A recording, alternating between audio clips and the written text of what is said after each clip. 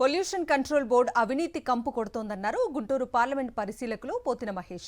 Pollution control బోర్డును అడ్డం పెట్టుకుని చేసిన పనుల వసూళ్లన్నీ ఒకే పార్టీకి దక్కాయన్నారు. బొండా ఉమా మహేశ్వరరావు పవన్ మధ్య నడిచిన మాటల యుద్ధం అంతా అవినీతి వ్యవహారమే అన్నారు. హైదరాబాద్ ఐటీసీ కోహినూర్ హోటల్ సాక్షిగా ఏం జరిగిందో అందరికీ తెలుసన్నారు. పంపకాల్లో తేడా రావటం వల్లే అవినీతి భాగోతం బయటకు వచ్చింది అన్నారు. అందుకే చంద్రబాబు ఈ విషయాన్ని తొక్కిపెట్టారంటూ విమర్శనాస్త్రాలు సంధించారు పోతిన మహేష్. పొల్యూషన్ కంట్రోల్ బోర్డులో కీలకంగా పనిచేస్తున్నటువంటి ఈ వ్యక్తి హైదరాబాద్లో కూడా ప్రత్యేకంగా ఆస్తులు పెద్ద ఎత్తున సమకూర్చుకున్నారు అనే వార్త కూడా బయటకు వస్తూ ఉంది.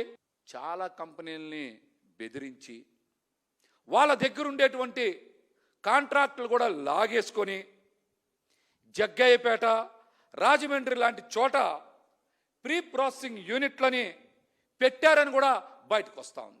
మొత్తం మీద బోండా ఉమా గారికి, పవన్ కళ్యాణ్ గారికి జరిగిన యుద్ధం మొత్తం కూడా ఒక అవినీతి వ్యవహారం అని, అందుకనే చంద్రబాబు నాయుడు గారు ఈ వ్యవహారాన్ని తొక్కిపెట్టారని కూడా తెలుస్తూ ఉంది.